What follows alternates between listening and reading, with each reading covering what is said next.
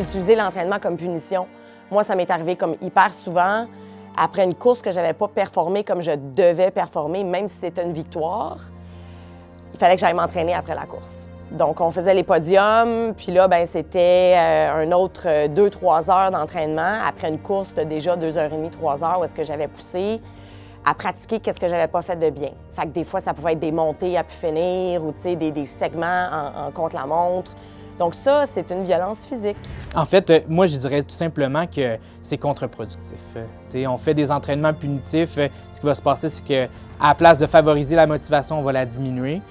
Fait qu'on devrait peut-être viser plus sur des méthodes positives comme la fixation d'objectifs, comme le fait de répondre aux besoins des athlètes pour les motiver à s'engager, à avoir du plaisir dans leur entraînement. Bien, d'un autre côté aussi, bien, c'est pas tout à fait la meilleure façon non plus de favoriser la force mentale, la résilience, alors qu'au contraire, on devrait peut-être utiliser d'autres méthodes qui vont donner du sens à l'expérience pour l'athlète. Donc, s'entraîner quand on est encore blessé. Se faire pousser à la compétition trop rapidement après une commotion cérébrale. Se faire entraîner dans des températures extrêmes sans voir l'équipement requis. S'entraîner en vélo dans des températures de 35-36 degrés avec la grosse humidité comme on voit au Québec, sans avoir des bouteilles d'eau adéquates ou des trucs comme ça. Donc, la négligence, c'est surtout sur le bien-être de l'athlète. Puis moi, bien, je me suis entraînée blessée. J'ai continué à m'entraîner quand j'étais surentraînée. J'ai été anémique. Puis ça n'a pas été adressé comme il faut. Quand on parle de négligence, on parle de ne pas subvenir aux besoins de l'athlète. Puis bien justement, bien encore une fois, même si ce n'est pas de mauvaise intention, ça peut en être. Puis il faut faire attention avec ça aussi. En tant qu'athlète, veut pas, notre entraîneur, c'est comme la personne qu'on veut impressionner, c'est la personne à qui on fait confiance. C'est la personne qu'on sait qui peut nous guider ou qui peut nous aider à nous dépasser. Fait que la relation, elle est très, très spéciale. Des petites critiques. C'était bon, mais c'était pas assez bon. Ou tu sais, ben là, cette course-là, peut-être que tu finiras pas dans le peloton parce que, tu sais, c'est pas vraiment ton parcours. Ou, ben t'as fini une minute en arrière de la fille qui est en avant de toi ou le garçon qui est en avant de toi. Il va peut-être falloir que tu perdes un petit peu de poids. T'sais, ça peut être juste des petits commentaires comme ça. Puis là, bien, comme on fait confiance à l'entraîneur, on les croit.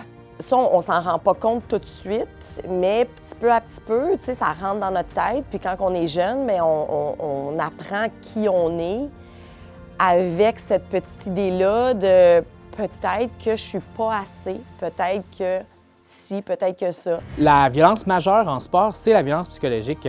On parle d'une violence d'environ de l'ordre de 80 des athlètes qui vivent de la violence psychologique. Il y a des études qui montrent que les jeunes qui ont vécu de l'intimidation, c'est pas la violence la plus grave en termes d'intensité, c'est des commentaires, de l'exclusion.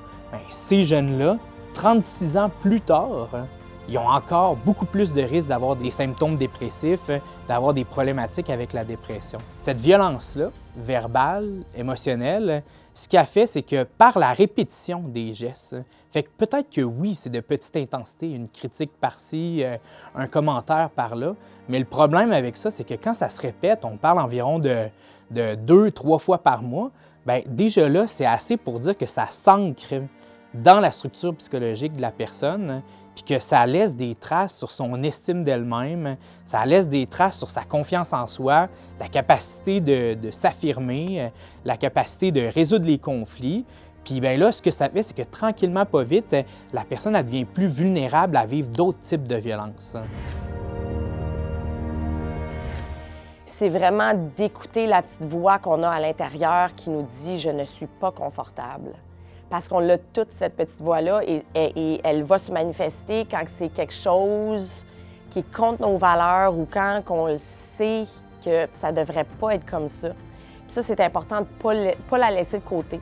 Si on a cette petite voix-là qui remonte puis on a des doutes, demandez à quelqu'un, allez chercher une autre opinion extérieure, les parents, les amis. Si vous n'êtes pas confortable avec vos parents, vos amis, un organisme comme Sportaide, allez chercher de l'information. Parce que moi, dans ma situation, je le savais que c'était pas bien, je le savais très, très jeune. Mais j'avais pas personne à qui parler, donc je me suis dit, bien, ça devrait être normal. Si l'entraîneur me dit c'est comme ça que ça se fait, ça doit être vrai, mais je le savais à l'intérieur. Alors, la petite voix qui vous dit de ralentir parce qu'on a mal aux jambes, écoutez-la pas, mais la petite voix qui vous dit il y a quelque chose qui ne fonctionne pas, celle-là, écoutez-la. Puis si vous avez des doutes, allez chercher de l'aide externe. Un sourire ou une victoire égale pas nécessairement tout va bien. Juste le fait de ne pas assumer, puis de poser les questions, puis d'aller demander est-ce que tout va bien, as-tu encore du plaisir, est-ce que tu as quelque chose que tu aimerais me parler, ça peut débloquer sur beaucoup de choses. Alors, juste pas assumer. Un excellent exemple qu'on a eu récemment sur la ligne, c'est un coach que lui, il a vu qu'un de ses athlètes allait moins bien. Il est allé y poser la question. Ça va-tu? Qu'est-ce qui se passe? Tout ça. Il y a une bonne relation de confiance avec. L'athlète finit par dire que lui, il vit de la violence physique à la maison. Fait que le coach part avec ça, il dit « Qu'est-ce qu'on fait avec ça? » Bon, on va appeler Sportaide, nous appelle, puis finalement, justement, a pris les moyens pour que ça cesse en appelant à la DPJ puis à la police. Mais à la base, tout ça est parti du fait que le coach a réussi à voir que l'athlète allait moins bien, puis il a osé, il a eu le courage d'aller le voir puis de dire « T'es-tu correct? Ça va-tu? » Mais il doit être aussi quelqu'un qui développe l'être humain.